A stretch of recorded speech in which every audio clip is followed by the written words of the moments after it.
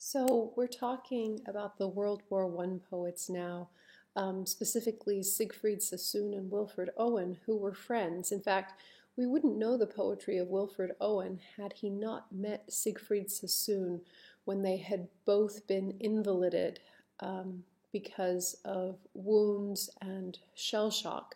They met each other in the hospital, and Sassoon immediately recognized the genius of Wilfred Owen. Um, Sassoon did not identify as gay, even much later in his life, I don't believe, although he had male lovers.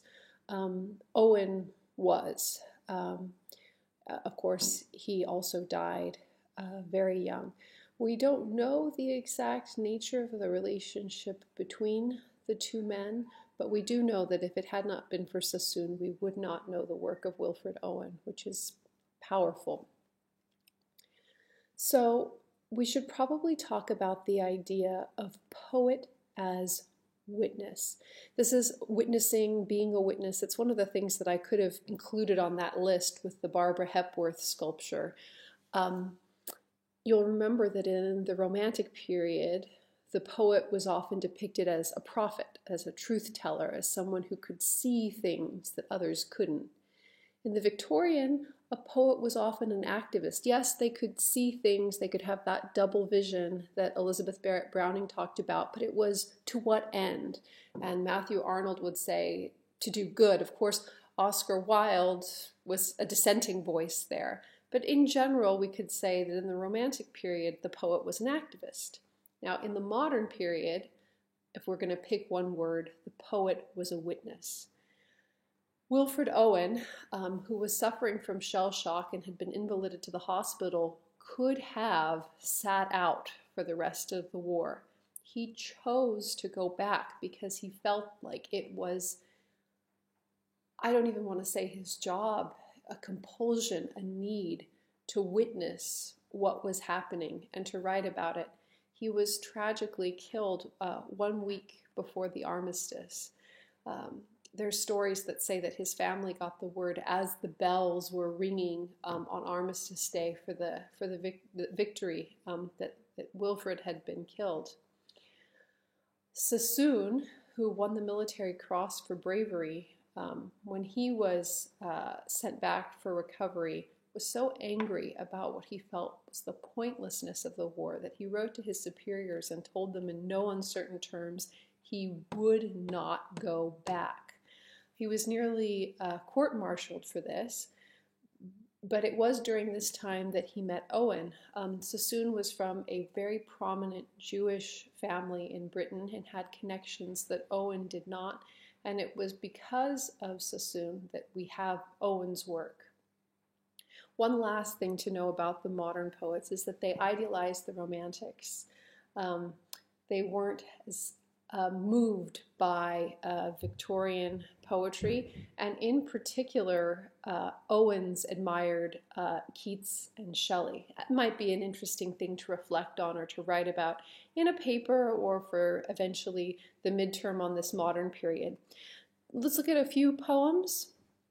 So one of the poems that I had you read by Sassoon is the poem They.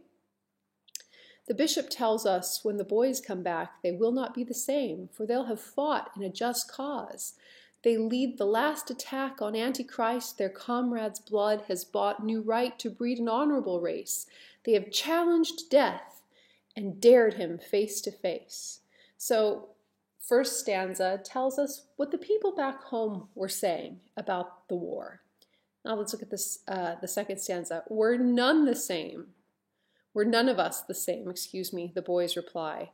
For George lost both his legs and Bill's stone blind. Poor Jim's shot through the lungs and like to die, and Bert's gone syphilitic. You'll not find a chap who's served that hasn't found some change. And the bishop said, the ways of God are strange.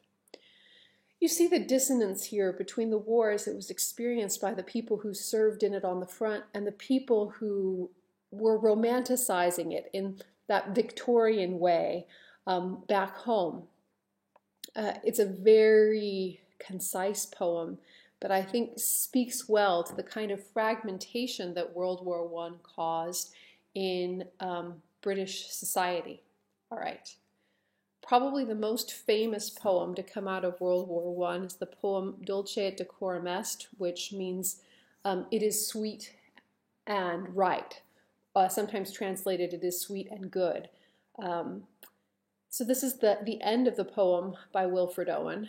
If in some smothering dreams you too could pace behind the wagon that we flung him in and watch the wide eyes writhing in his face, his hanging face, like a devil's slick of sin. If you could hear at every jolt the blood come gargling from the froth-corrupted lungs of seen as cancer, bitter as cud, of vile, incurable sores on innocent tongues. My friend, you would not tell with such high zest to children, ardent for some desperate glory, the old lie. Dulce et decorum est, pro patria mori. These young men had grown up on Victorian war stories, on Tennyson. You'll remember the charge of the Light Brigade, that war was honorable, that it was good, that they were going off to become heroes. And then they faced the horrors of truly modern mechanized warfare in trenches with machine guns, with gas. A horror on a scale that the men, the older men, and the women at home could not imagine. It's a pretty damning indictment to call this, famous Latin phrase that boys would learn, Dulce et decorum est pro patria mori. It is sweet and right to die for your country, an old lie. But that's how these soldiers felt. They felt betrayed.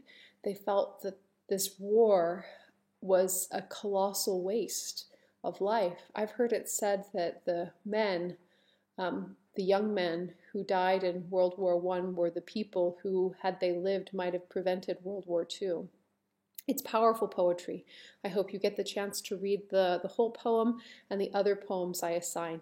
I didn't assign many of the World War I poems because I know that you're also reading Heart of Darkness this week. I think the texts pair well together. All right, so a discussion activity and then a writing journal activity this week. And if you have any questions, don't hesitate to contact me. Good work, everybody. See you later.